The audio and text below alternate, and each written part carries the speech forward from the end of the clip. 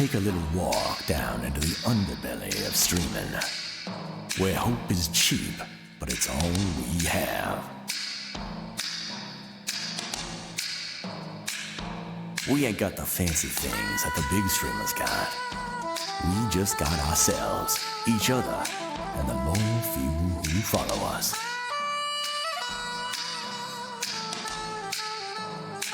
We all got dreams, but when will they come true? Sometime, baby. Sometime. Welcome to the Sometime Show.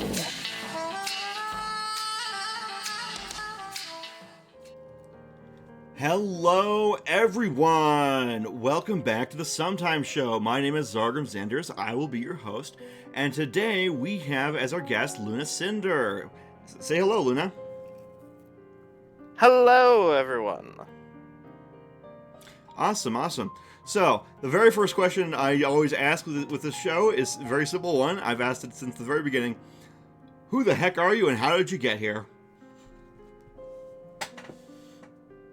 Well, I am Luna Stone, a dragon on the internet, and, I got here the way most people do. I was born. Oh, wow. I gotcha. But yeah, well, if you're not familiar with the show, the way this works is we just have a conversation, and we just go back and forth talking about topics, and including, but not limited to, things about their streaming career, what got them into it, that sort of thing.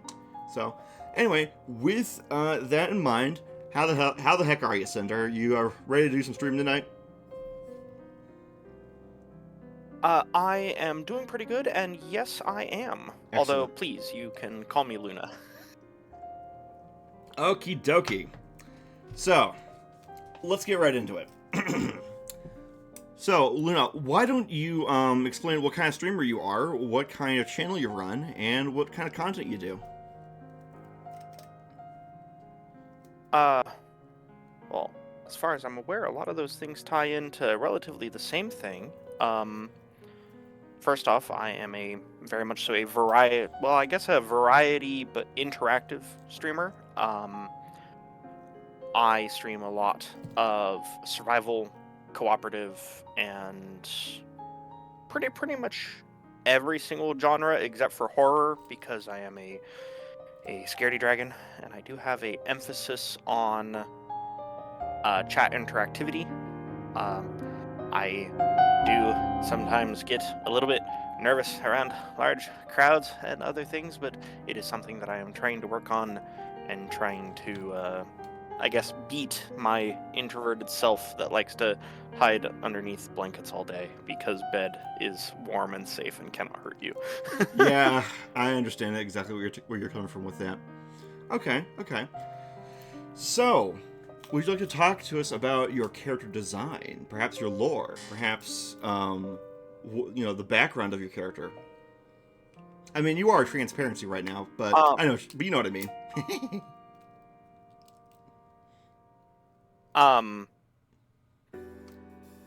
I don't particularly have a the character is a little bit complicated. Okay. First off, I do say I am a dragon on the internet. Parts of me do believe that I am what is called a Therian. I don't know if you're familiar with what that is. I don't think I am. Why don't you tell us what it is? To not bog down with a whole bunch of technically, and all that stuff, it's the concept of even though you drive a car, you are not a car. So I am a human being, fully acknowledge that and everything. This is a human body. I believe that I have the spirit of a dragon. It's just kind of fit with a lot of the things that I've done with my life, and I've made my character to represent that spirit. The current form on the screen is my dragon taking the guise of a wicker beast, which is a type of furry creature known in the furry community as a wicker beast. Interesting. Okay. People tend to be a bit more comfortable with 2 legs rather than 4. Well, I've met all kinds of people. I've met people who like to have quadrupedal characters, people who like to have bipedal characters, and some people who even like to have who like to go like a Draconopod, kind of like serpentine characters. So we accept all kinds here at the Sometimes Show, so there's no reason to feel self-conscious or anything. So you're doing good. Okay, so what got you into streaming?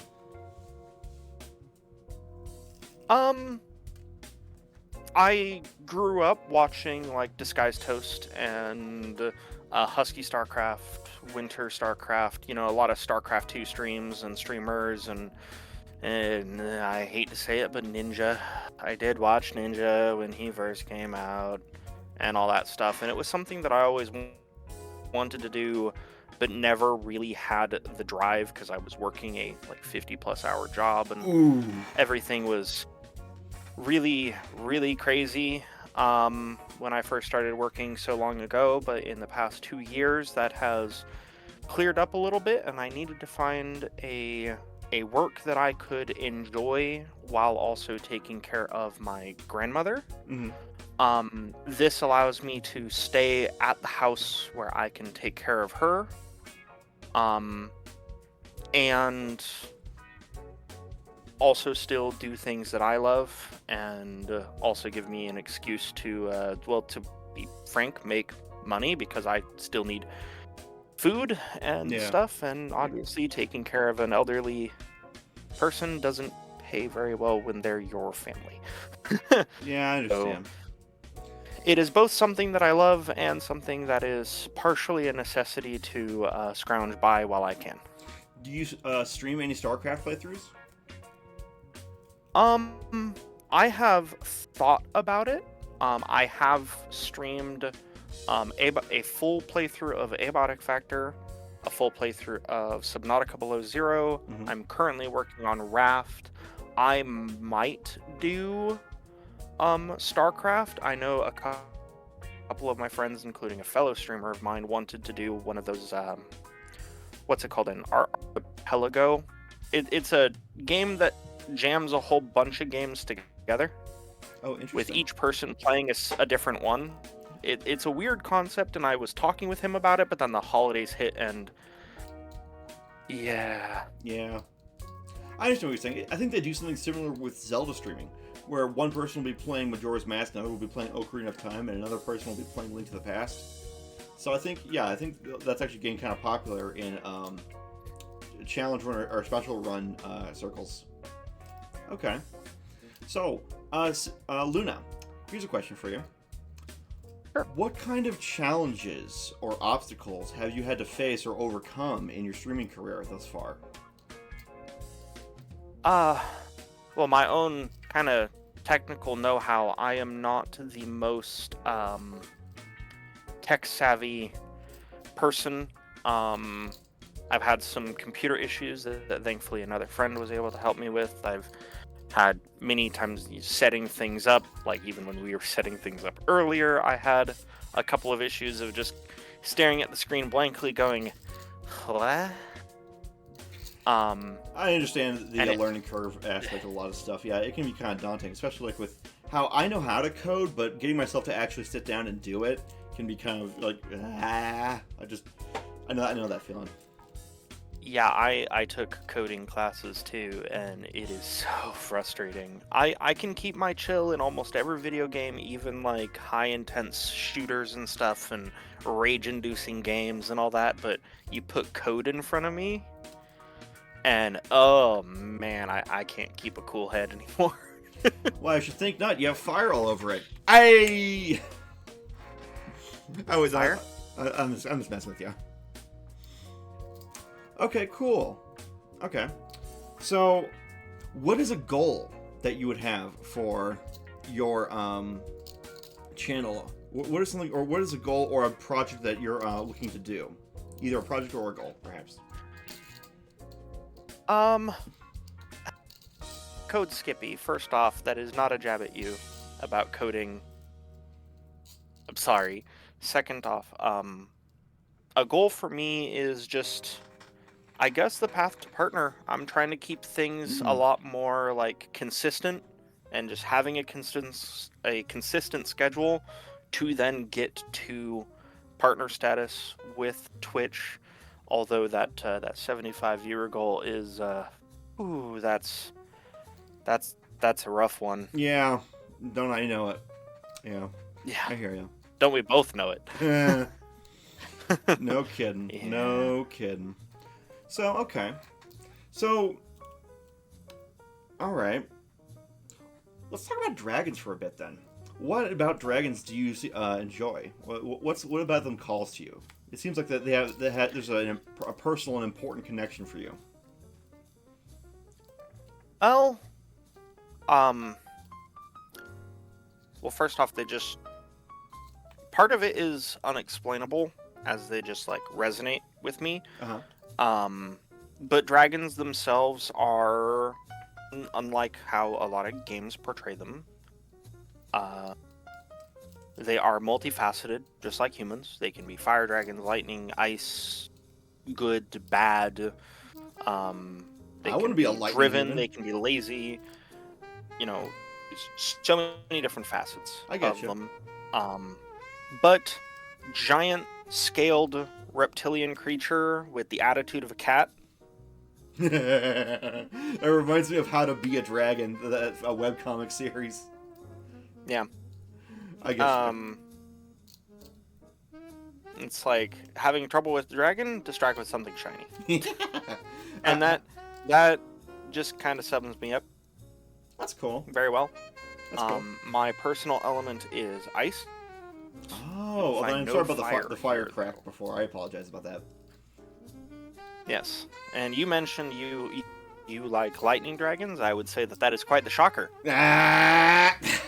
Well, I'm saying, you said like dragons are like humans. I'm like, oh, I want to be a lightning human then. I don't know what that is, but that sounds cool. Okay, cool. So a sorcerer. Well, okay. My character is already a mage and sorcerer. There's a whole lore thing about that.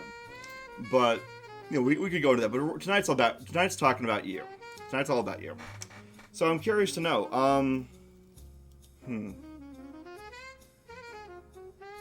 Oh, here's something.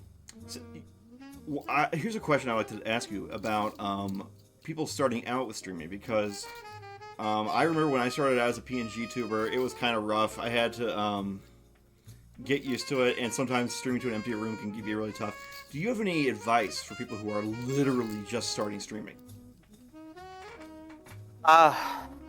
First off, don't be afraid to talk to yourself. Mm. If you're schizophrenic, that's fantastic. You can talk to yourself all day. It's really, really easy. It's not weird when you're a streamer. Showing the level of chat interactivity and all that can make people stick around a bit. Totally. Like so many big streamers don't, like, you know, with hundreds of messages just flying by their feed. They don't have the time to like keep up with every single person. That is like the big advantage that small time streamers have and new streamers have, is that with only 1 to 5 people in their chat, you can really interact with people. And the people who you interact with might stick around. I've got a couple people in here that have stuck around for a while. I'm looking at you, Code Skippy and Akiadachi, who've been around for fucking years. That's how you know they're real ones, I guess. Yes. I totally get what you're saying about liking chat interaction. Like we were talking about before we went live, like with Twitch Plays D&D, which is something I do. I did it because I like chat interaction. I figure it's one of the things that makes a live stream different from a television show, is that chat can do stuff. So I totally vibe with you on that. I totally get where you're coming from about wanting to interact with chat, wanting to have a more personal connection, and have it be a bit more, well, maybe cozy is the word? I guess more personable, perhaps, is a good word for that. Wouldn't you say so? Forgive me, I just had one of those cat moments. I was watching 2 people get banned by my bot. Ah, dang! I hate for a moment. I was like, "What are they talking about?" That. Yes. Okay, that's fine. Yeah. I want to make sure that it's not accidentally banning your people. I understand. Well, okay. Yeah. It seems here that. Go ahead. Sorry. Well, okay. It seems here you like Okay, yeah, you're talking about music, so it sounds like you like things like techno. What kind of groups do you like with techno?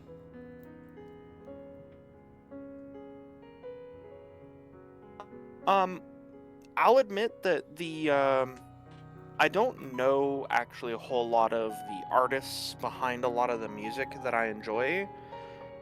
The only couple that I remember actually have nothing really to do with techno. Oh, I Yeah, I when it comes to music, the number one artist that I listen to is Prince Whatever, who is a My Little Pony musician. okay, cool. Um, but I have listened to Skillet and 3 Days Grace and um,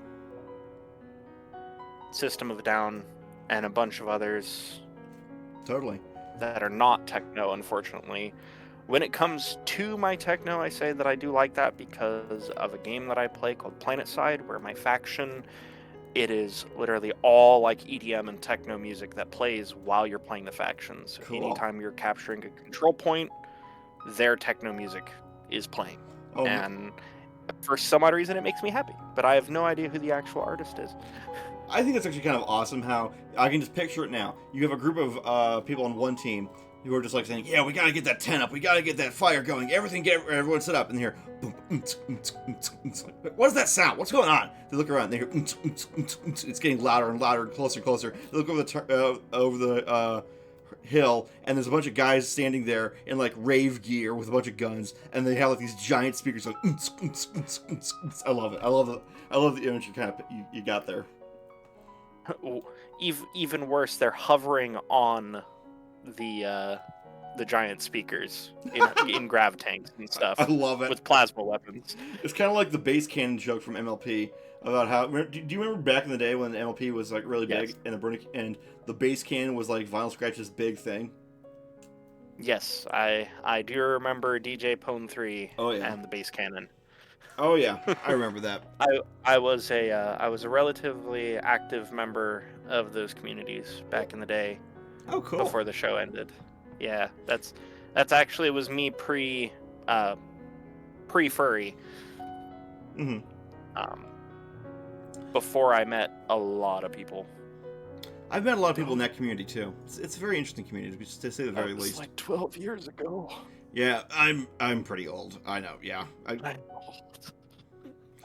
Chocolate. I remember when they first invented chocolate. I remember dirt and we were happy. It was terrible and we loved it.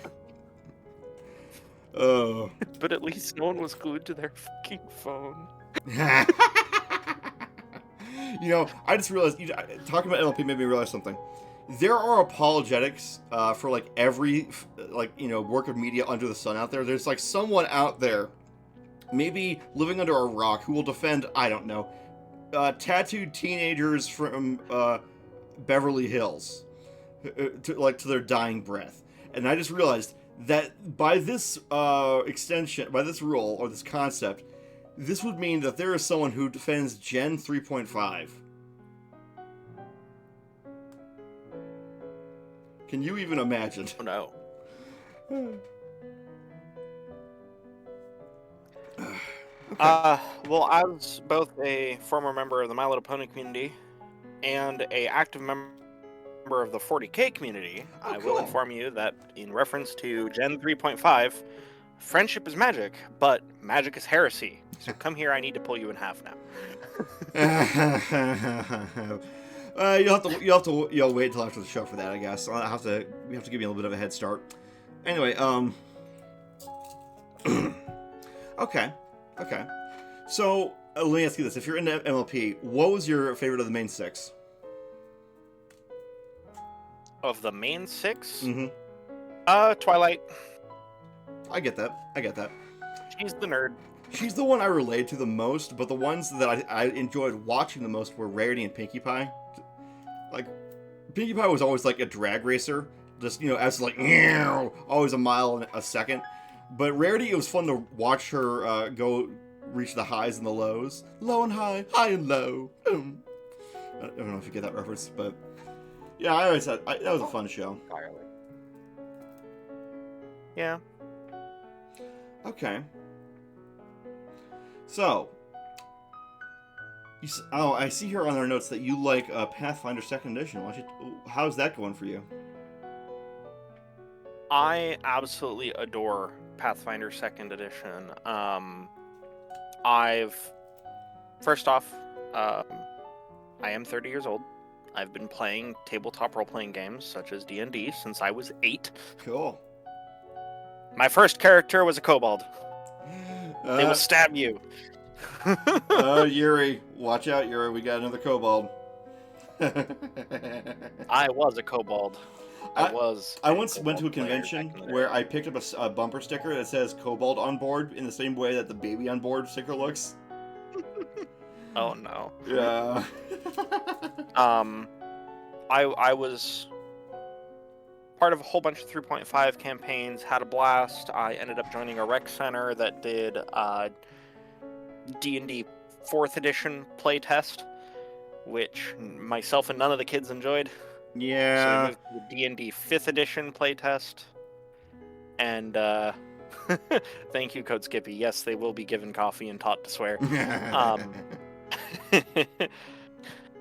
Sidetracked.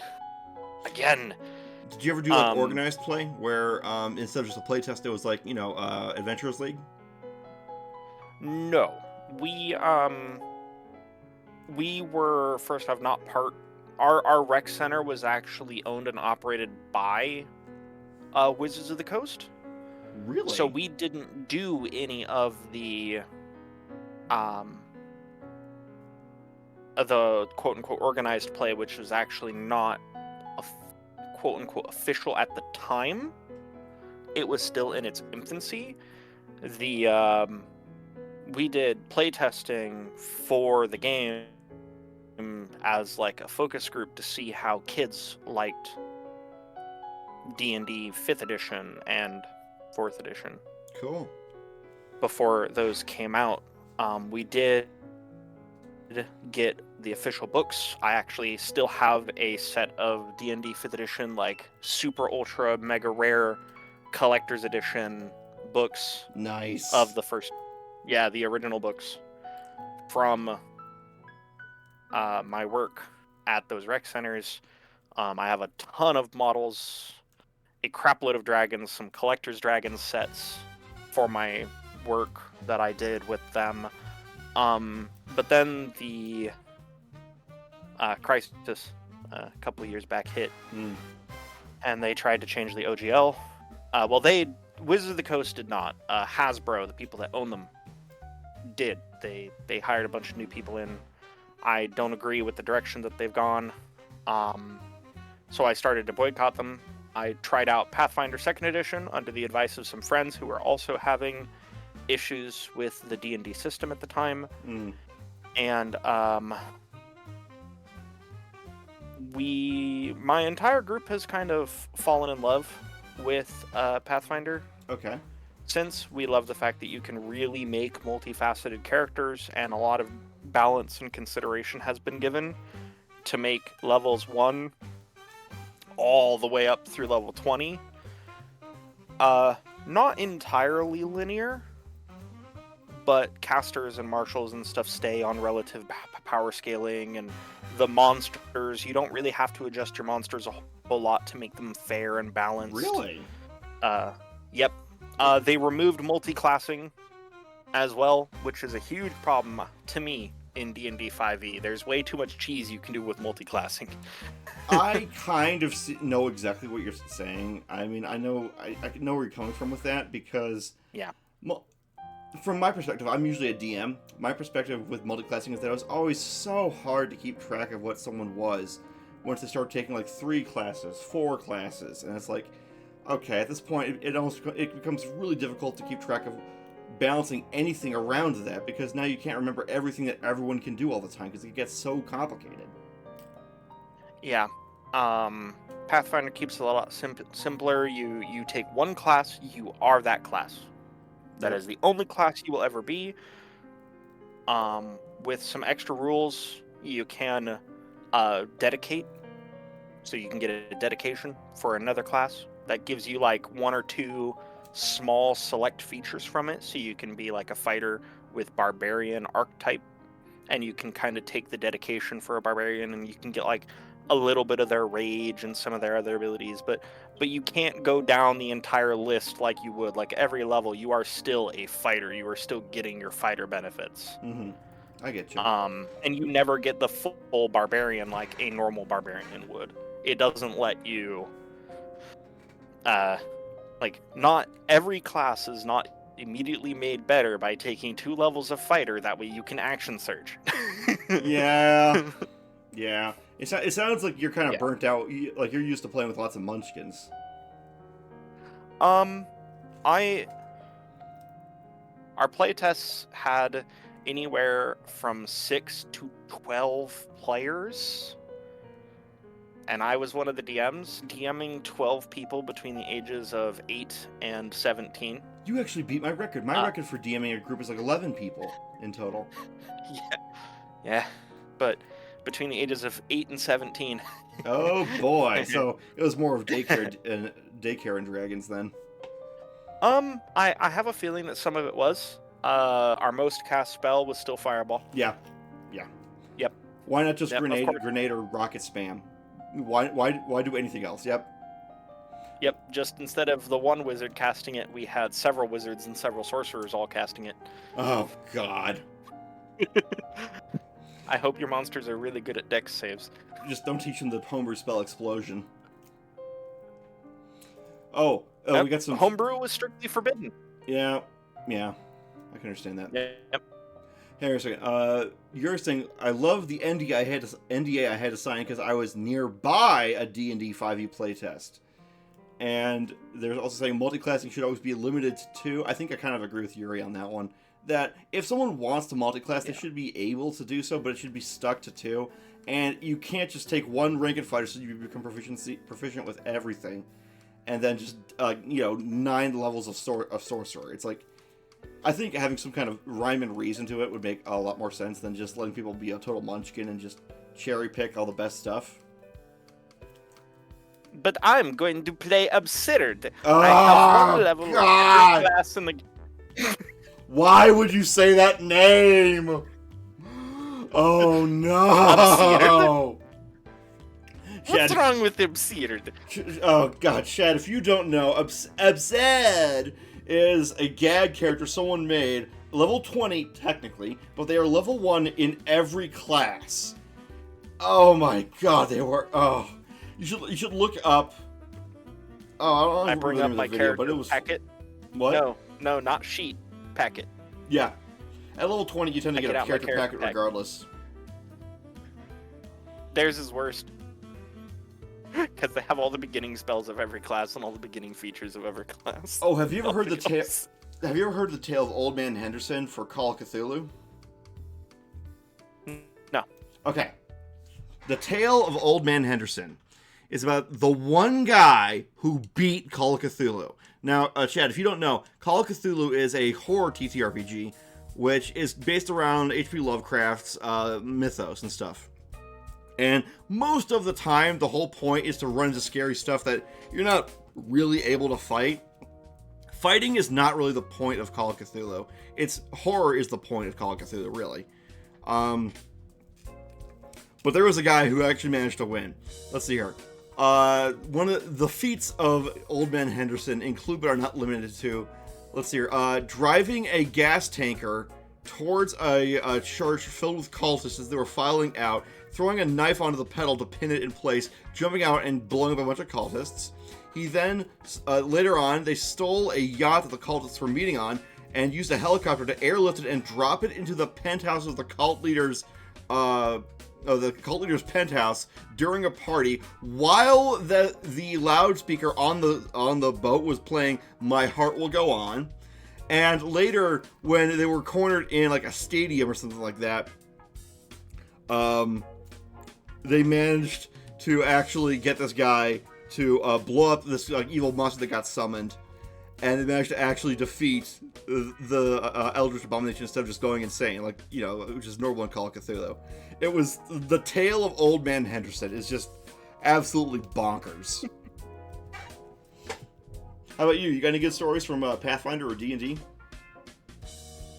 Oh my god, I have so many, and that is... I want to say that is one of the problems that I have with D&D and Pathfinder. It is so easy to ramble on about all of your own adventures that you forget that everyone else wants to do the same, but you never give them the opportunity. Well, hey, Luna, this is your 3-hour block. If you want to talk about stuff, let's talk about it. I would, but we would be here way too long. Okay. And some of my character stories are not quite finished. I still play 3, sometimes 4 times a week. Wow. I used to do stuff like that when I was in college. That's impressive. I never got to college, to be honest. Not in this economy. Honestly, I feel that. I feel that. Yeah. I won't dwell on it, but some colleges are worth going to. Some of them aren't. I'll just leave it at that. No, Squeakers. This is Pathfinder. That's it. You're unattended. I'm giving you caffeine and I'm teaching you how to swear. Oh, Yuri, quick, tackle Squeakers. We have an unattended kobold. Quick, duct tape them to the wall. They're not a kobold, but I'm going to teach them to be a kobold anyway. Okay. Have you ever seen that comic series about monsters can be heroes too, where there's Cole, the kobold, and she says her class is kobold, and there's like this meme with kobolds. It's not in the comic, but there's this meme where it goes like, race kobold, alignment kobold, class kobold, subclass kobold, and it's like deity kobold. Oh god. I personally do feel the need that anyone that actually puts that down on a character sheet, their character is then immediately destroyed, as Pun prevents them from becoming a new Pun. Who's Pun? Oh my god, you don't even know who Pun is. No, I only know them in the context of Space Station 13. Okay, so Pun is a kobold in D&D 3.5 that has every single ability in the game from every single player character, monster, object, and every trap ever created. They have everything. They have unlimited stats because someone decided that they wanted to prove that kobolds were the strongest race. In D&D 3.5, a Dragon Rock kobold, combined with a couple of other supplement books, can get infinite stacks in every single ability in the game, and thus was born Pun. Oh my god. I think I had a friend They are who was a level 1 kobold. Yep, they are a level 1 kobold with every single class and feature, and every single effect and ability and everything in the game. Oh my god. Oh my god. So you try to hit them. They are level 1 with infinite AC. You miss. You try to... they poke you. They have infinite strength. You turn into a fine pink mist and are immediately destroyed. They flex. A new universe is born. I think if they have every single ability, then that means they'd also have like zombie ones too. So, wow, okay. They have, yes. They can choose any abilities that they want through a bunch of shenanigans from the supplement books that they were made. This is why adding supplements to a campaign are such a big deal, because especially in 3.5, people would try to weasel their way into power gaming like crazy.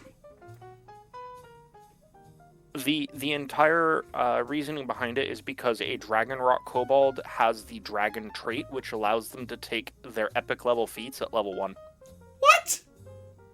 You gotta be kidding me. Yeah, because dragons can take epic feats as soon as they're born. So a Dragon Rock kobold, which is a dragon... Oh god, you already made one of those.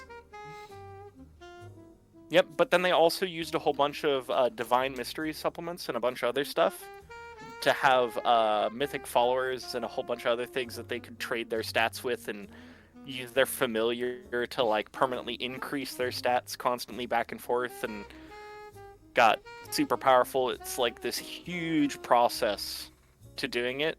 So the theory is that anyone from now on that tries to do the process gets interrupted by the current Pun Pun and is destroyed before they can do it. Because Pun Pun already exists and is aware that you are trying to copy him. Oh my god. Yeah. That's insane. Yeah. The two-party combat monsters. Wait, Yuri, what do you mean exactly? But wasn't that? If you don't take a bunch of very specific things though as a Dragon Rock Kobold, it is generally completely fine.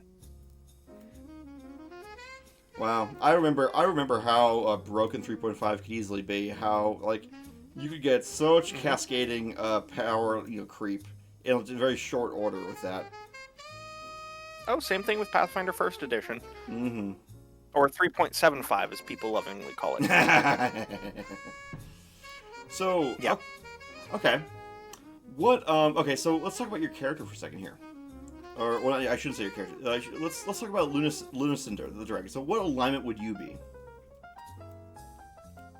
I would say I'm chaotic good. Okay. Being that I have a free spirit, I don't always obey the exact words of the law, but I do obey the spirit in a sense. Nervously looks at USA Today, especially in current times. And I do try to be a good person. I do try to help people as I am taking care of a 95-year-old. Yeah, that must be sometimes to my detriment. But that is what I generally consider. Real heavy duty that you had to take on. Yeah, it was definitely something. I mean, it's not all bad. Like, I do have a place to stay and we share food, so my expenses are not like super high, but my I do still pay some of the bills and all that. But comparatively, like, me and my grandmother are both benefiting from this a lot. And so is the rest of my family, because they had to, like, stop their work to take care of her or anything. And she's able to live comfortably in the house that she's been in for, like, 50 years and stuff. So there's a lot of ups. There's quite a few downs. It's a real, like, catch-22, 50-50 trade-off. I gotcha. You're saying there's reciprocity there, and it's mutualistic. I get you. I forgot to ask this part. Yeah. I usually ask people who they are, who are you, and where you're from. I forgot to ask the where you're from part. Oh, I am from the United States of America, the Great Northwest, known as Washington State. I don't mind saying it publicly. I live near the big city of Seattle, Washington. Cool. I've always wanted to go there. I like rain a whole lot, so I've always wanted to visit Washington State. We have actually had a really dry season for winter. It's normally like super rainy almost all year round except for the peak of summer.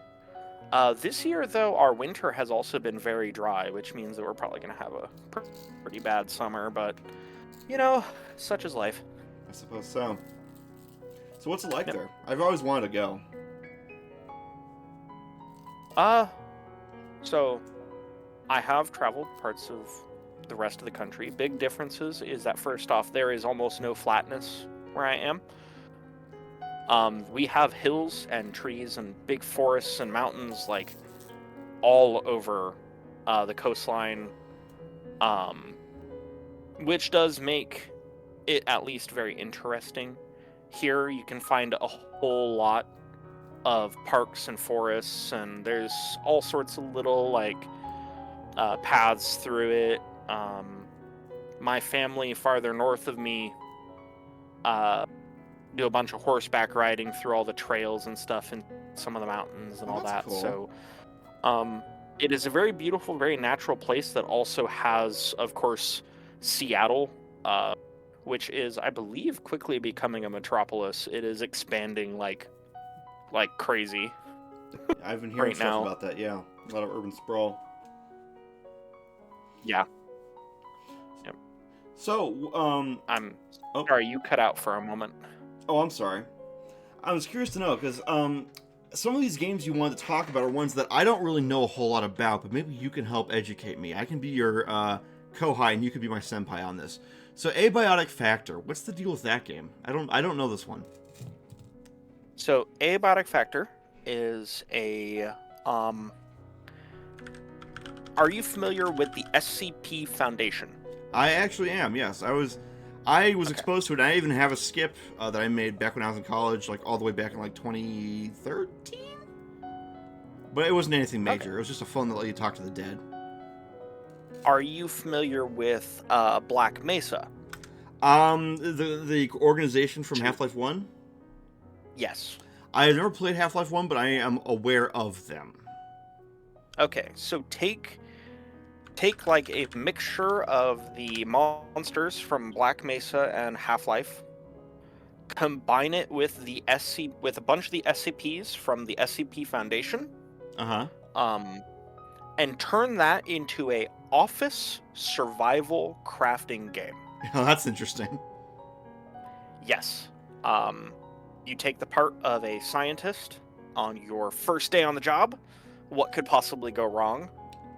Here, let me get a thumbnail of the game up here. Apparently a lot. Yeah. Sure. Yeah. Yep. Hang on a second. I understand what you're saying. What could possibly go wrong? Everything goes wrong. Kind of like with Aperture Science. This was a triumph. I'm making a note here. Huge success. Huge success. It's hard to overstate my satisfaction. Oh.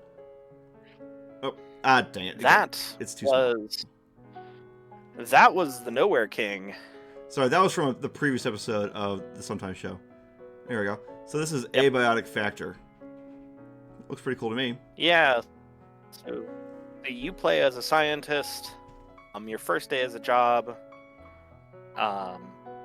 You get redirected to the office sector, which you quickly have to like make a home for yourself. Grab all the office supplies you can, and make weapons out of office supplies in a bid to escape the facility. Cool.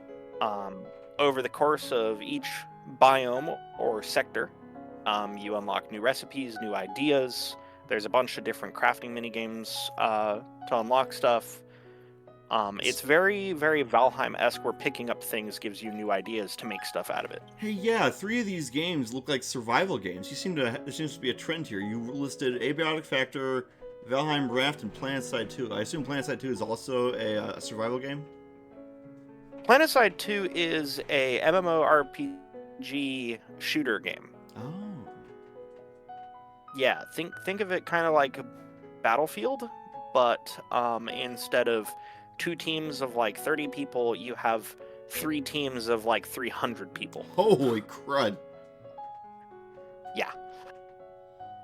Wow. I've tried playing shooters, but it didn't give me motion sickness because I sit pretty close to my screen. So whipping around, like when my friends got the Master Chief Collection, they wanted me to come play with them. So I got it, and I was just, I was getting so motion sick. I was starting to get nauseous. I don't know what it is, but when I can't really play first-person shooters on my computer, or else I just absolutely get sick to my stomach. Also, I suck at shooters anyway, so. That is fair. The upside is that you don't necessarily have to be on the front lines or anything. You can be resupplying or healing people. You can be in a tank. You can be just some invisible cloaked guy just spotting enemies. And if that's all you want to do, there's so many different ways to play that game that you don't necessarily have to be in the thick of it with a shotgun whipping around trying to kill people. I get you. It kind of reminds me of Bolt Action. How people in that game, it's kind of a top-down isometric World War II game, sort of. and how some people work logistics, some people work infantry, some people work artillery, some people work armor, that sort of thing. So I wonder if PlanetSide 2 and Bolt Action are comparable in that right. Seems kind of interesting. Possibly, but PlanetSide has always had a very large, like, grand scale of things. And it also has the entire thing that no matter what faction you pick, to your faction, you are the good guys. To everyone else, you are the bad guy. There are always pros and cons, no matter which faction you pick. They're all bad. All of your options are bad. This is a 40k situation. Nobody is good. Everyone is bad. I think there's a line from the Sidna Mind Quest in Skyrim that describes that, where one of the Forsworn says, "There are no innocent bystanders. There's the guilty and the dead." I think that's kind of sums up a lot of Grimdark. Pretty much. Though, whenever I did that quest, I'd always kind of play the middle and get rid of both sides, because I didn't like either side. Scorched Earth, baby. Yep. Anyway, okay, so this is kind of looks like a sci-fi type of situation. So what draws you to this kind Very of like these types of games exactly?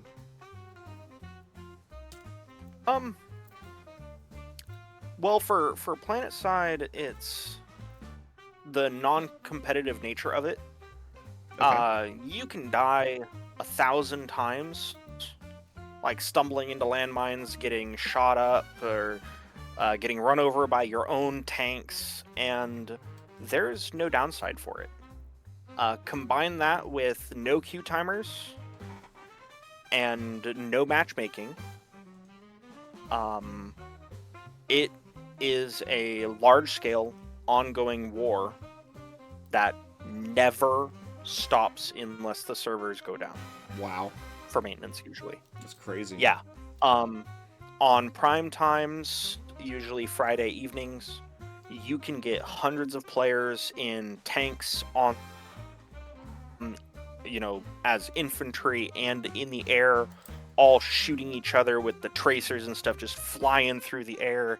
And it can be such a cinematic, but also chaotic game that you may die 30 times before you even get your first kill, and still feel good because you're not punished for losing in the game.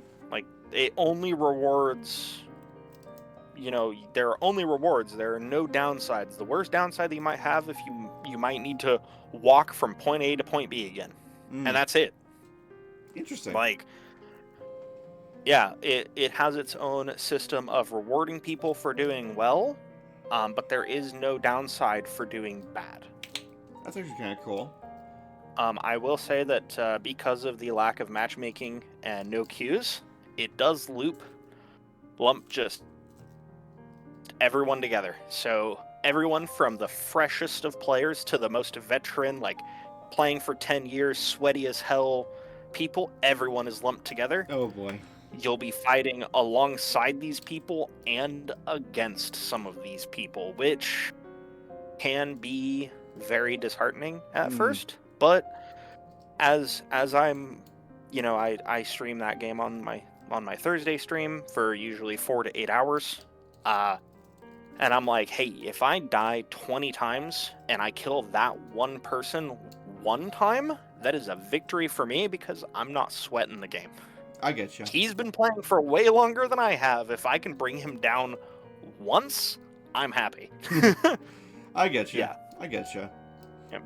At least put a ding in the armor. I understand what you're saying. Yep. So, okay. I also just noticed something while we were talking. I noticed that you have different phases of the moon on your character design. I think that's really clever. Who did your character, by the way?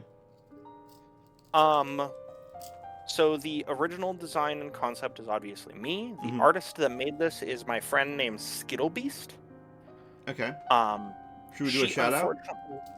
She unfortunately stopped doing art Oh. while back, and hasn't really been seen in a while. I'm afraid. That's ominous. Well, not she. She decided she was going to take a break from the internet. Okay. So she's off doing her own thing. I don't know if she has decided to like rename and restart or what's been going on. I do know that she has had a lot of work coming up, and that's pretty much it. But I Yeah. do know that she no longer does art, unfortunately. I've had friends. Something I did try to talk her out of, but their mind was made up, huh? yeah. I think that their mind was mostly made up by work. Mm. You know, when you work a 40-hour job and then you come home after an hour of driving, you don't really want to do anything else, and then having a second job of doing like artwork commissions for people. Yeah. I know that. I get it. I used to have a full-time job. I get it. I understand exactly what you're talking about. Okay. Yeah. So let's. Sometimes I like to get into a bit deeper questions with the guest. So I'm going to ask you something a little bit more philosophical. So, what is important to you? What do you value? What do I value? Mm-hmm. What's important to Are you? we talking like...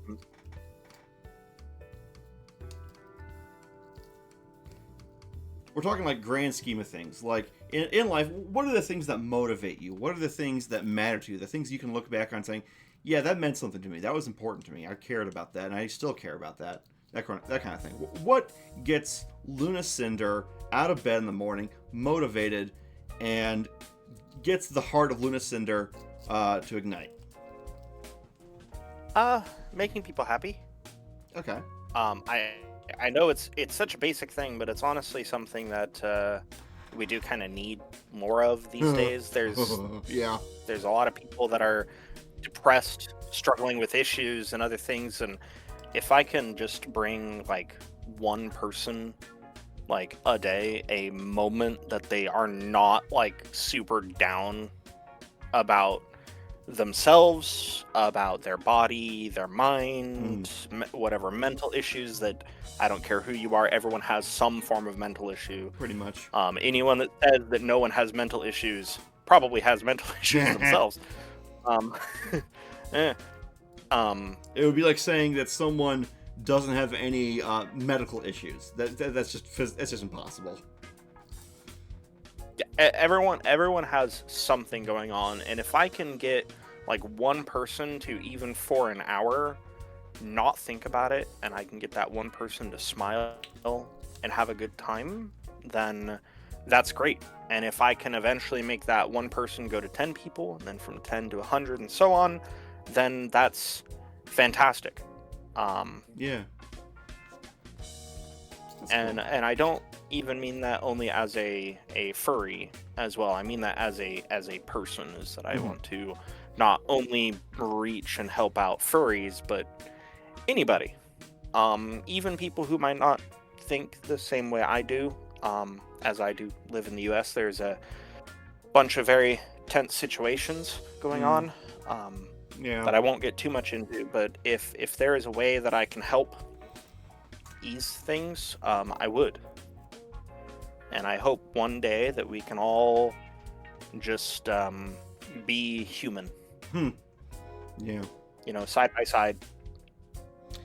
I totally get what you're saying. Yeah. Totally get that. I kind of feel the same way. I like knowing that I've made a positive impact on someone else's life. Maybe it's selfish of me to like it, but it is one of the things that makes me feel like, okay, maybe I'm not such a bad person after all. Because I have some pretty bad self-talk, and I can get really down on myself because of my anxiety and depression. So I figured, okay, as bad as I have it, someone else out there has it way worse than I do. So maybe I can just try and do something to help them, since I can have things relatively good, comparatively speaking. I'm very much so the same there. But I'm not afraid to sometimes be a bad dragon. Okay, I'm gonna have to ask Sorry, you. I have to I'm make- sorry. Okay. Yeah, shut it down, everyone. Shut it down. We're just we were having a moment, and you just had to throw a sex toy joke in there. Don't let your kids watch this. God dang it. Hey, I'm sorry. Okay. Yeah. Yeah. But yeah, like we were saying. So, okay. Already in the corner. Noikra is saying, bad, go to the corner. I'm already in the corner. You can't put me back in the closet. There's too many skeletons. Yeah, well, one of the... that was actually kind of funny. That was, one punishment we can do is we can take 2 of their fingers and just tie them together with masking tape. And Luna will be like, no! This little guy keeps biting my phone and my fingers. Who? You know what that means? Microwave! What the hell did you just say? You've never seen that? No! Oh. Here, send that to me on He tries Discord. Send that to me on to Discord. I gotta see this. One moment. Where'd I put my phone? It has it. Oh my god, I'll send you the little skit. Holy crap. Oh my god. Let me scroll through and find it for you. But yeah, I totally older get with what you're saying, wanting to figure. make other people happy. Some people might call it being a people pleaser, but I think the difference between being a people pleaser per se and being someone who just likes to help others is the extent at which you do it. I think someone who would be a people pleaser would be someone who, like, is so self-sacrificing that it really impacts their life to a negative extent, like routinely. And like they can't help but do it to like almost anyone they meet. They're not discerning about, like, we'll say they meet a con artist, you know what I mean? And they try to help them too. I think, yeah, there's always, like, I've had people in the past who I've tried to help, and then they kind of just slap me in the face with it. And yeah, that was a rough lesson. But I can understand wanting to help people. I still like to do that. For example, when I play certain games and I help people just randomly, I tell them, hey, just pay it forward. Just help someone else. Just keep it going. You know what I mean? Yeah. Also, I have sent it to you. I found it. Okay, let's have a look. This little guy keeps biting my phone and my fingers. You know what that means? Microwave.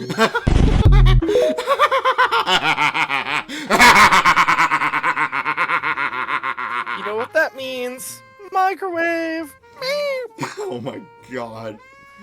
You're welcome. Oh, that's hey Tarth, welcome in Tarth. We're interviewing LunaCynder today. Tarth is one of my friends and and my mod. So They said the F word. Chat, run away. I don't have Help. the bot on during the Sometimes show, Tarth. What's the bot? Okay, it's a bot that if they redeem that, it turns my character into the female form that that's a recurring joke, because my character got turned into a girl by a disgruntled witch who was angry at her boyfriend, who my character had no clue who that person was, but she decided to curse me just randomly anyway. Tarth does this like every single time he shows up. I tried to get Dura to do that to you today. I was talking with them about it just an hour ago. Also, for the people in my Discord, link below, I have posted what I sent them in memes chat. I hope you're happy, Tarth. I hope you're freaking happy. I did this as a joke and kind of an experiment to see, okay, is it true that if you slap a pair of boobs on something, will it become more popular? And you know what? It was confirmed. Yeah. Because this is more popular now. Yes, it is, and I will never understand why, but hey, congratulations on helping to cure cancer. Huh? What? Cure cancer? What? What does that have Yeah. to Staring at booba for at least 5 minutes a day helps cure testicular. cancer. Didn't you know that? I'm gonna have to ask for a source on that one, buddy. Okay. Hey, you know what would make it even more popular, though? What? Googly eyes. I don't actually know how to do overlays like that on VTuber thing, but that would be fun. Wait, you mean? Oh, god damn it! You didn't mean on the face. You mean? Are you a follower of Vaxoria, the Sun Eater? I have no idea. That's another VTuber.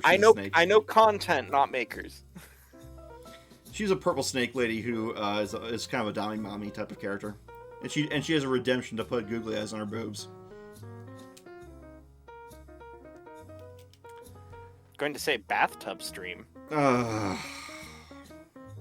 Anyway, that wouldn't work. I'm an ice dragon. You'd put me in it, and then you'd just have a big ice cube. I got the solution. Okay, so I'm gonna be in character for a moment here. All you need is you've heard of never melting ice, right? Well, how about never freezing water? It's pretty brackish with salt, but it doesn't freeze. So you could take a bath if you wanted. Wait. Since everyone's ripping into me, and since you wanted to turn me into this behind my back, I'm going to ask yours thing. Luna's chat, I'm going to ask, is your streamer stinky? Yes or no? Code, is Luna stinky? I will put a hard no on that. You're saying no? I'm saying no. Okay. I smell like ice cube. Thank you. Okay. Well, while I understand a lot of furries do the whole stinky bit, it has. Oh, I forgot about that. Yeah, I forgot about that. I don't. Sorry, it's a meme with VTubers about saying the. Sorry, it was a meme. I am well aware. Okay. I'm well aware it's a meme and stuff, and I don't fault anyone. But because of some issues that I've had with my grandmother, I am very, very, very, very self-conscious on such things, and will put a hard no, please. Okay. Yeah. Yep.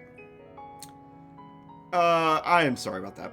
Well, okay. So, question: when they gender bend you, are they like picking you up and cracking you like a glow stick, and you just sprout boobs all of a sudden and stuff? No, it's just like particle effects.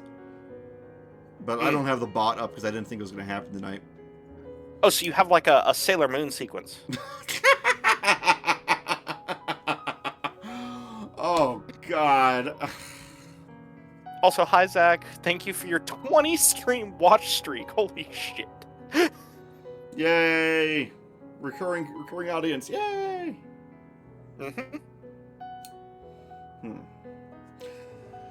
So, okay. What's something else we can get into? Let me think here. We were talking about games and survival. You seem to like the cooperative factor of games. Would that be fair to say? Oh yeah. Okay, would you care to elaborate on that, or? So, I do like playing usually with people. Heck, you are late, Dura. You're an hour late. How dare you? No, it's fine. Hey, Dura. Yes, I do like playing cooperative games. I do like playing with other people usually. I think that the cooperative games always obviously give the aforementioned, you can play single player if you so choose. You can also play cooperatively in the co-op games with friends. And playing games with friends is always more fun. Playing games with chat, with some of the chat interaction things that I have, such as Chaos Tricks, is also fun until Aki Adachi drops 15 sharks on me. Yeah. And 3 birds. And a bunch of other things And a partridge in a pear in tree. Raft that then I have to kill them all. Yeah, they threw everything at me, including the kitchen sink, and it took me a while to clear it all out. I get you. Yeah, yeah. So would you say that Um, your enjoyment of helping others plays into your preference for co-op games? um, Slightly, yeah. Okay. And I do have an emphasis on survival crafting games, which do have difficulty and learning curves, which can also play into the helping others with said difficulty and learning curves. Mm-hmm. Um, One of my most beloved games of all time, next to PlanetSide, is Valheim, Mm-hmm. which is a Norse survival crafting game. I'm fairly certain you've heard of Valheim. Yeah, I've played it once or twice. I thought it was interesting. I just didn't have anyone to play it with for long. Or if we did, we didn't meet back up to play it more. It is a very good, if slightly grindy, Okay. survival game. All right. And as you can see by my character, I have a bunch of like Norse branding, and there's actually a bunch of runes on my legs, which you can't see. Oh my god, my legs are missing. Oh no. Medic! Medic! No. Medic! Is it. Are you. Should I be awake for this? You ever meet the medic? Oh, Team Fortress 2, yeah. yeah. Okay. Please So, don't put a burden in my chest. so we asked what's important to you. What is unimportant to you? What is something that you just, if someone brings it up, like they're concerned about it, but what is something that is just not really on your radar? Something that you just do not care about in the least?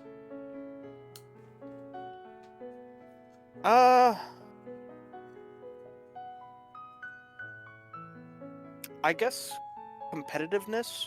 Mm-hmm. Um, while I do care about like doing well, I mean everyone wants to do well in a game, Sure. but winning is not always the end goal. Um, People do learn more from their failures than they do their successes. And oh, you just got bigger. Sorry, someone redeemed mana potion, which is one of the things we have for Twitch Wiz D&D. So I interpreted that as drinking some of my tea. But please continue. Okay.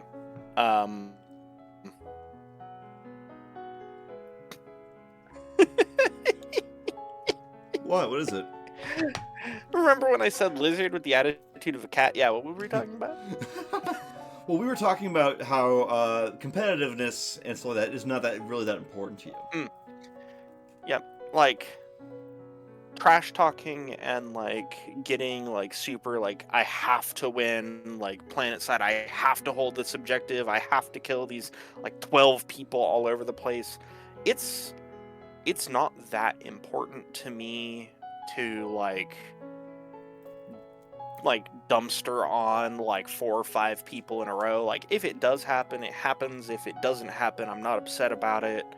I'm never gonna be one of those people that is like chasing perfection and stuff. Mm-hmm. I'm not ever really gonna do like a hardcore Terraria playthrough with no deaths or any real like super competitive like high stress, I guess, kind of things. So it's like prestige is not necessarily important to you. Yeah, Mm-hmm. like the little victories are all that I care about, and every game has its own objective. Hey, ounces make pounds. But I don't need to be like the top percentages of things to have fun.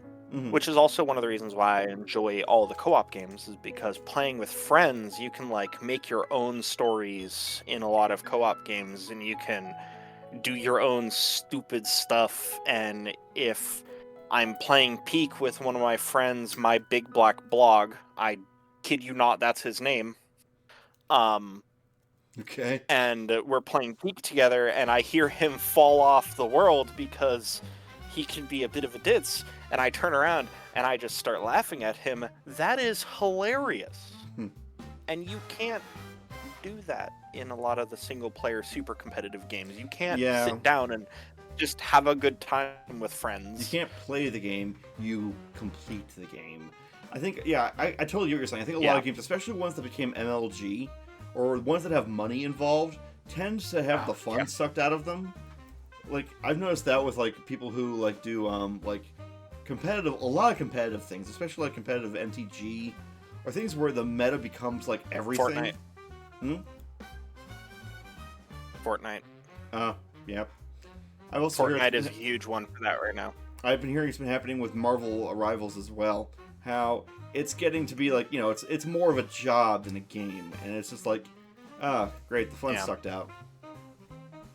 That is one of the reasons why, while I do have Warhammer 40k models, I have a ton of Tyranids here, as I am a bug main. I don't play competitively. I never will play competitively because the Warhammer 40k competitive scene is so high intense, stressful, and it can be. There are some people there, like it isn't always the case, but it can be very toxic. Yeah. And honestly, I'm a little bit tired of Space Marines. I can understand with that. The army I have is Imperial Fists. I got into 40k through Alpha Boosts as if the Emperor had text-to-speech device. So I always thought which Imperial Fist? Loyalist or Chaos? Oh, I do Imperial Fists Loyalists. Okay. Oh, are you talking about the Dornian Heresy alternate universe? Yeah, another friend of mine has an entire Imperial Fist Chaos army. Oh, man. Yeah. Yeah. He'd like to have a word with you, apparently. Why? Why? Because you're a Loyalist Fist. And he's a Heretic Fist. Well, we can do that in another interview. You have to figure out who can punch each other better. Have you seen that TTS sketch where there's an Imperial Fist and an Iron Warrior, and he says, "You smell of dirt and entitlement. Yeah. I am very bitter, and you are the reason. I know, and I don't care." I love those sketches. They're awesome. Those little skits are amazing. Oh man! So what got you into 40k?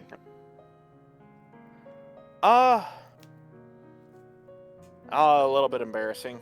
When I was a kid, I was playing D&D a lot. One of my cousins who knows absolutely nothing about D&D, nerd culture, gamer culture, nothing, knew that I did like the undead in D&D. I liked my skeletons and stuff. So this is getting so spooky, they went guys. they went to a game store called Games Workshop, and they bought me what they thought was a box of skeletons. Thus, how I got my first Necrons.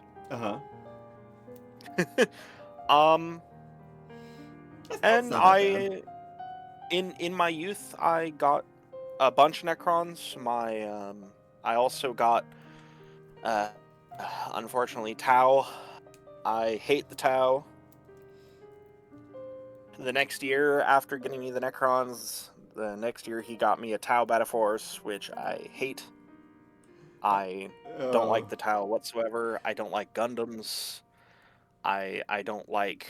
Dura and Code seem to disagree with you. Yeah. I don't like their aesthetic. Really? Yeah, like, the little fire warriors, all the infantry, and, like, their cool laser guns, cool. The big mecha suits and, like, Gundam stuff, I really don't like. Really? Why is that? First off, from a logical standpoint, mecha suits are terrible. Oh, there is very energy inefficient if we're talking engineering wise.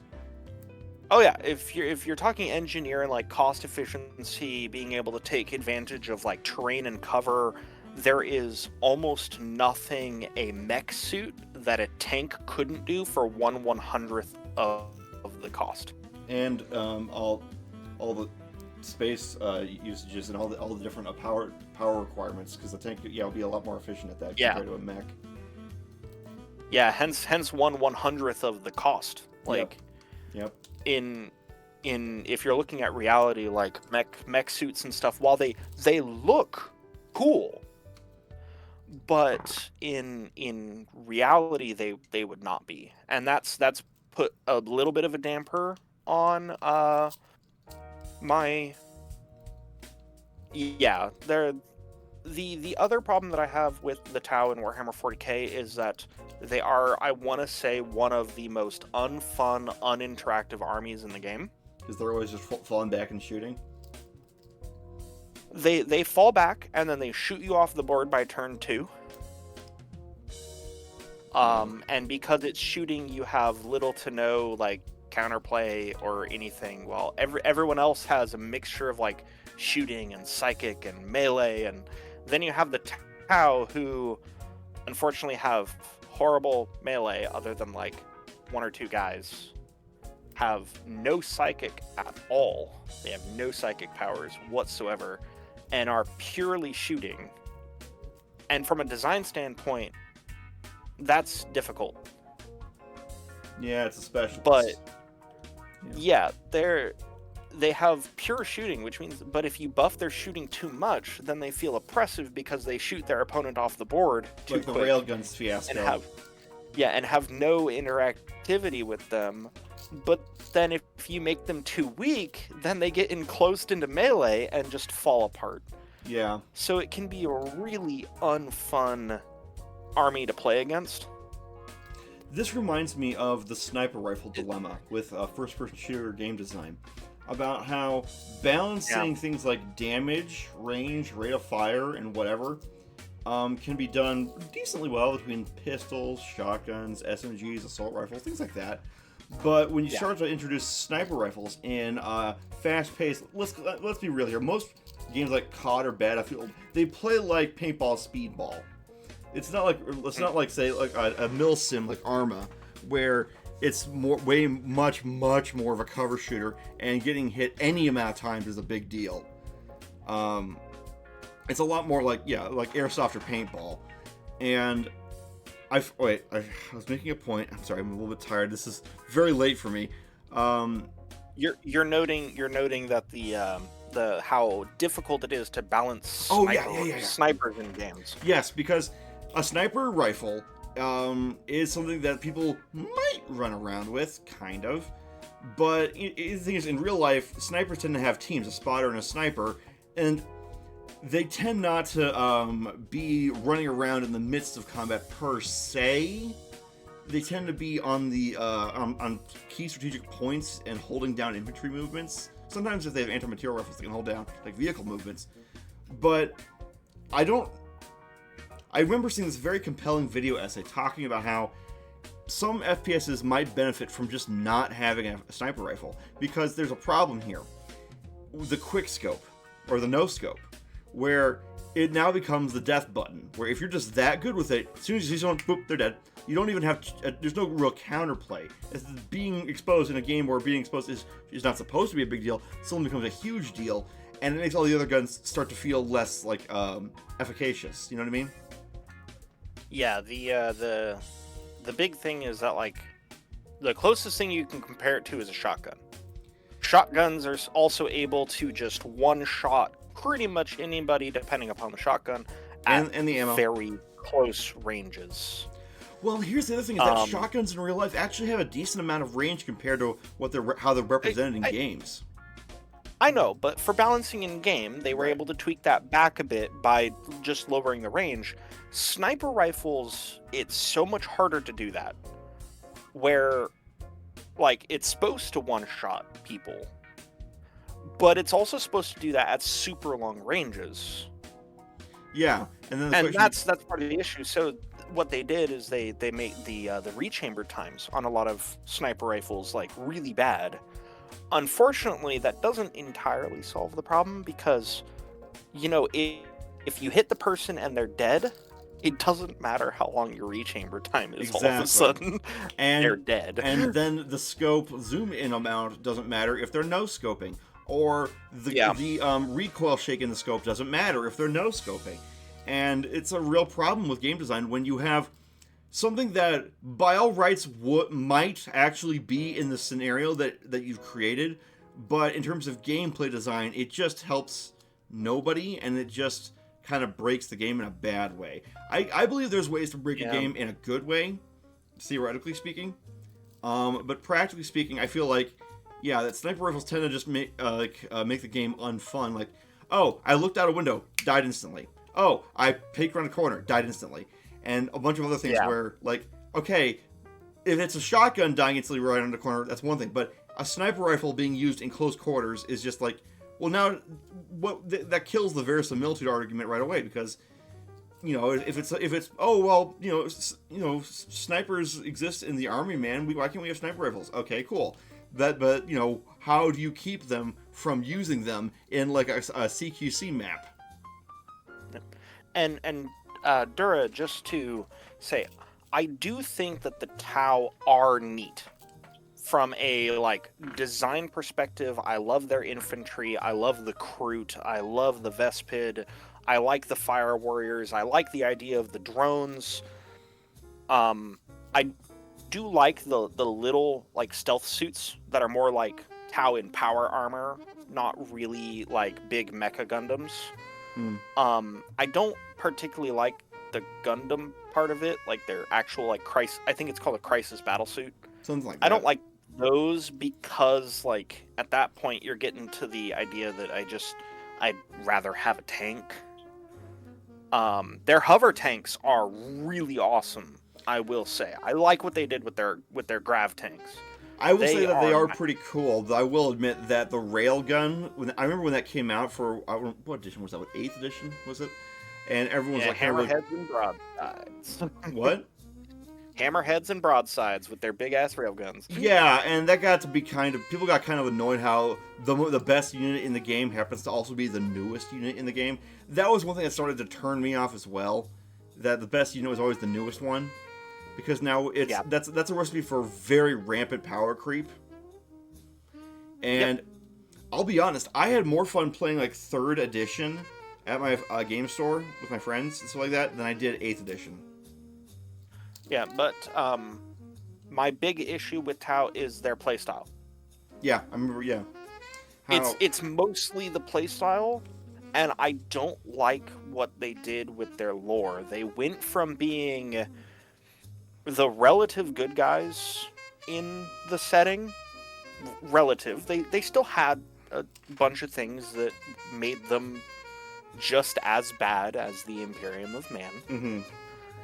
Now they are kind of sort of very quickly becoming just another chaos faction. Oh, you gotta be kidding me. Yeah. So they have a warp god now. What? Yeah, they have a warp god now. The greater good exists, and a ton of Tower are corrupted by Khorne. Oh, this is lame. Yeah, because so humanity avoids a lot of the corruption of chaos by keeping its people willfully ignorant of it. Most of the Imperium doesn't know about chaos. They don't know about demons. The Tau have intentionally spread the knowledge of chaos and demons throughout all of the Empire. They're not supposed to have any war presence at all. That's like baked into the lore. You're telling me they retconned that? But because of their knowledge of it, their warp presence is increasing, which is the thing that the Imperium has avoided by keeping everyone ignorant. So, because of their knowledge of it, they're becoming more and more and more warp sensitive. Oh, this is so... They just... Oh, yeah. This is violating the lore. This is just dumb. No, that's been part of... Technically that has been part of their lore since the beginning. Chaos has always had a thing where the more you know about chaos, the more likely you are of having a presence and the more likely you are of being corrupted. So the Tau, who have a habit of willfully like sharing all of their knowledge with the rest of the Empire, because more and more and more Tau know about chaos, they're having more and more of a warp presence. Therefore, they're becoming more and more corrupted by it. When they were naive, they were warp null because they didn't know about it.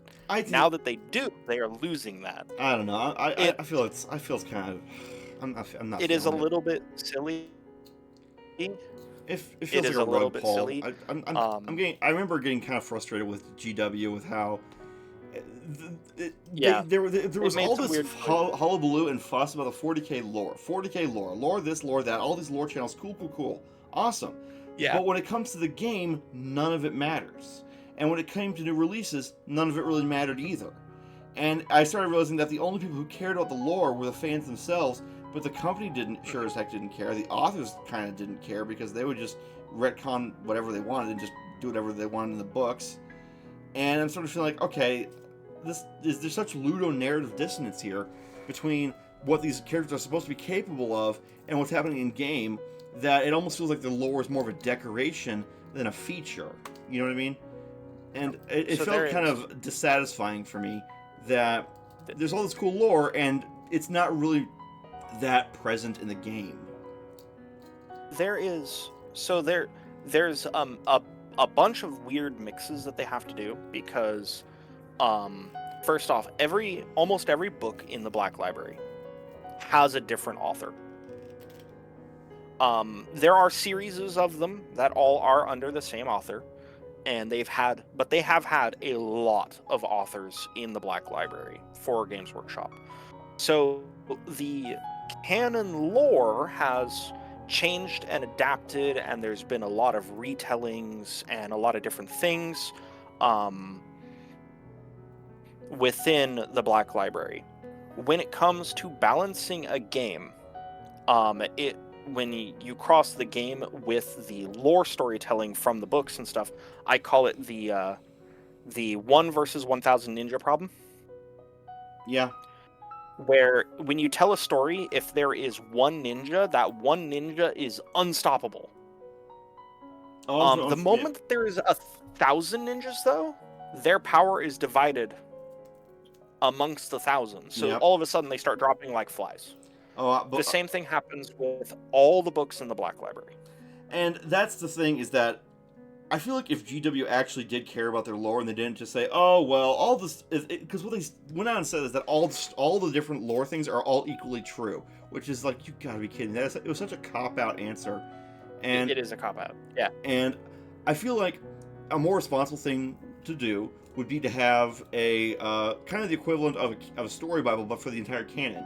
A canon Bible, effectively, for writing. That says, okay, this is how things are, these are the rules we don't break, these are the things we do, and that way, when you contract an author to write a novel for your franchise, you give them a copy of this and say, okay, these are the bounds by which this universe operates within. These are the rules. That way there can be consistency. And I feel like that GW just... It felt very annoying and disrespectful about how GW would just not be consistent with their own lore, and they would just change it to sell a new model. And it's like, okay, I just feel like I'm being played now, and not playing a game. You know what I mean? Well, it's a little bit like a MMORPG in that sense, where if they didn't change the lore, then eventually there would be a quote-unquote end.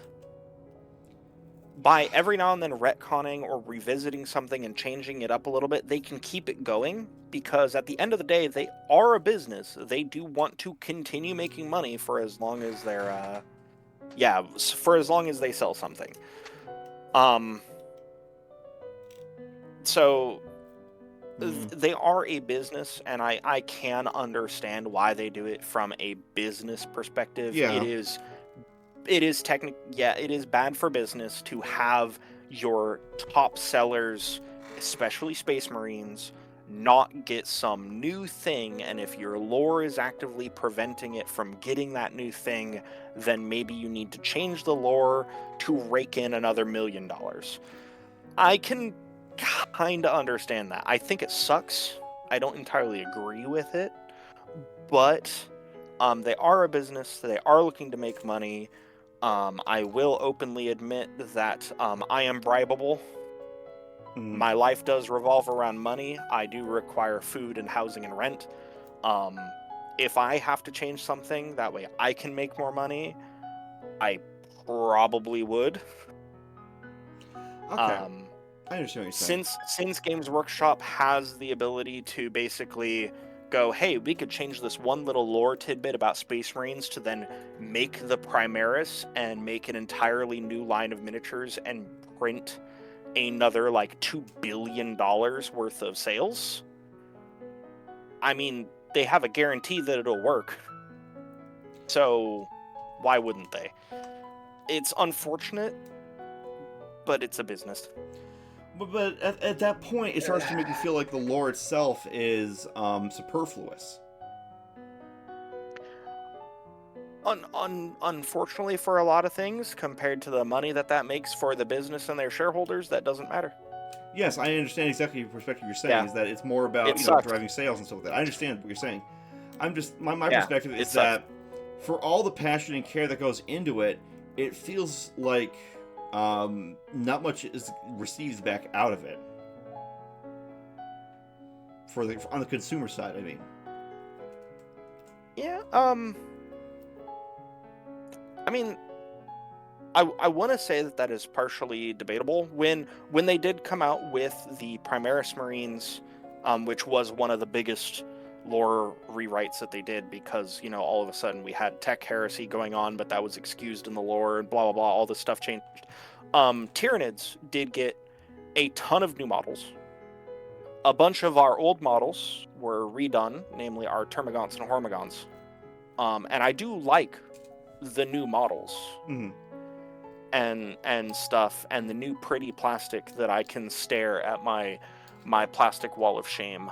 Oh yeah. And be like, I need to get that painted eventually, because I only have like 1,000 gaunts. Mm-hmm. Painting that is going to be a mess, but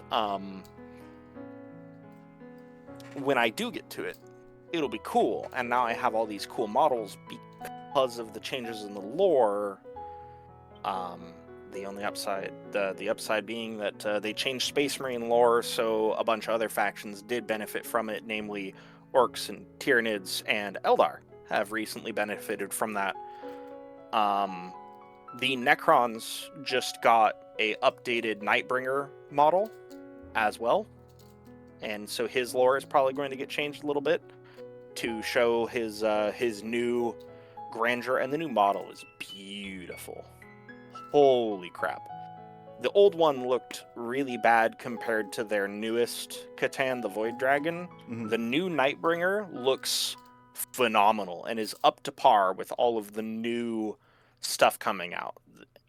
If you compare the old original Space Marines to the brand new Primaris Marines, there is a lot of quality and love in the new models that the old ones, they just didn't have the technology for at the time. Sure. So there are ups and downs from a consumer point of it. From a lore person point of it, that is the group that suffers. But the Black Library always has its old stuff in it, because that was once still there. That's so the those conclusion stories I kind of don't came to technically as well. change. That's the conclusion I came to. That's why I started playing more 3rd edition than 8th edition. Yep. Anyway, well, we've talked a lot about 40k. Why don't we talk about, let's see here. Yeah, let's talk about something else. Yeah, we really went on a tangent about that. It's so easy to go on a tangent about a lot of things like 40k or D&D and things that we like, things that we don't like. Mm-hmm. Excuse me. Sorry. Anyway, okay. So, did I already ask this? I might have already asked this. I don't think I did. Did I already ask you about what kind of projects you might, or any kind of projects or news you might want to share or put out there or announce? Anything any kind of plans you got for the future? Plans for the future. Whew, I've got a couple. First off, with the help of a couple of members of my community. Thank you, Malkavian Pranks and Amelia. I am starting to get my Conquest army painted and am planning on doing some voice recording for a bunch of Conquest tournaments, which is another war game similar to 40K, but different, obviously, as it's not 40K. And it's not sci-fi, it's more of a fantasy style game. Okay. We can get into that later, but that's another can of worms I don't want to open right now. But I am getting that army painted. We will hopefully have some voiced battle reports about how some of my tournaments have gone. Cool. Thanks to those two people being able to help me get the funds to get my army painted, as I just have a lot of time, a huge lack of time on my hands most of the time. That. Words. English. My English is amazing. I don't know about you guys. No worries, no worries. I am still trying to talk with my editor, who is having some issues. They are still coming off of some holiday blues from a month ago and haven't started editing my abiotic factor stuff to post to YouTube. Apologies for that being late, but we are still trying to get it done. So hopefully those two things I should have within the next couple months, and as well I should have a stream starting soon artwork instead of my boring big generic OBS Studios stream starting soon. We should have a animated art piece of it. Ooh, that sounds cool. Within the coming months by my good friend who Dura also knows, Feretta. God, I love their artwork. Oh, can you send me a link? I'd love to see it. For Feretta? Sure. I'll send you their Fur Affinity. Okay. They do both safe and less than stuff, just to let you know. Oh, I probably should have shared this before. Here. I might have a friend who's on FA. There you go. There is Feretta's page for you. Okay, I'll take a look-see. I sent you a link to something relevant as well. That's a link to my own FA that I have, but I tend to keep that persona separate from this one. Ah, okay. I as a Therian don't have a persona yet. Well, I wouldn't say that. Well, the characters I have aren't necessarily personas. I come from like the roleplay community, so I do a lot of stuff with like OCs, but it's not representative of me in real life. In fact, this character is a bit more closer to what I look compared to OC, original character, Sona, fursona, meat suit, whatever